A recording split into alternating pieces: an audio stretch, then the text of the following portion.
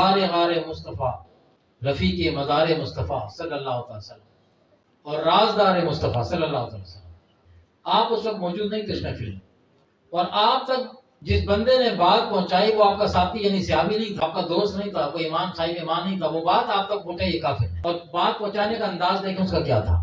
اس نے کہا ابو بکر یہ بتاؤ کہ اگر کوئی شخص یہ دعویٰ کرے کہ وہ رات کے ایک حصے میں مسجد اقصیٰ سے مسجد الحرام تک گیا، اب یہ سفر اس وقت بھی دنوں پہ تھا اور وہاں بات ہو رہی ہے رات کے ایک مختصر سے حصے کے اندر، اور پھر وہ کہے وہاں سے پھر وہ آسمانوں کی سیر کو چلا گیا اور ساتوں آسمانوں کی سیر کر کے جنت کا مشاہدہ کر کے اپنے رب سے ملاقات کر کے واپس بھی آ گیا، اور یہ بڑا قلیل ٹائم کے اندر ہو گیا، تو اس نے کہا کہ ابو بکر بتاؤ کیا یہ بات سمجھ میں آنے والی ہے؟ عقل اس بات کو تسلیم کرتی ہے؟ اگر عقلی طور پہ دیکھا جائے فرمایا عقل اس کو تسلیم نہیں کرتی۔ اب وہ تھوڑا خوش ہوا، میں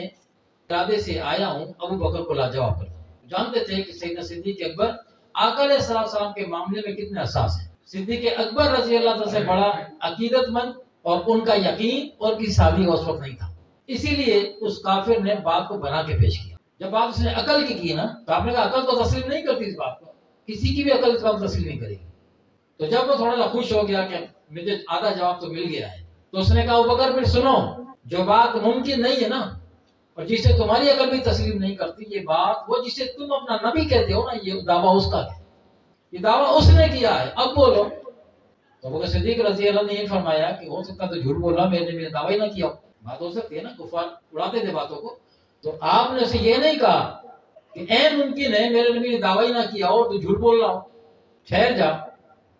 میں اپنے نبی سے جا کے معلوم کر لوں، عرض کر کے دیکھ لوں، یا میرے ساتھ چل اور جا کے حضور کی بارگاہ میں وہاں پوچھ لیتے ہیں کہ آقا نے فرمایا بھی ہے کہ نہیں فرمایا، تو اپنی طرف سے ایسی بڑھ مار رہا ہے آ کے۔ یہ دیکھیں یہ ہوتا ہے عشق رسول، اور یہ ہوتی ہے عقیدت، یہ ہوتی ہے محبت۔ تصدیق بھی نہیں کری جاتی، اتنی دیر بھی نہیں لگائی، آپ نے فرمایا کہ تو کہتا یہ دعویٰ میرے نبی نے کیا ہے، اگر یہ دعویٰ میرے نبی نے کیا ہے تو ابو بکر اس کی تصدیق کرتا ہے۔ ابو بکر کو جا کے پوچھنے کی حاجت نہیں ہے کہ آپ نے کہا بھی ہے کہ نہیں کہا، تو کہہ رہا ہے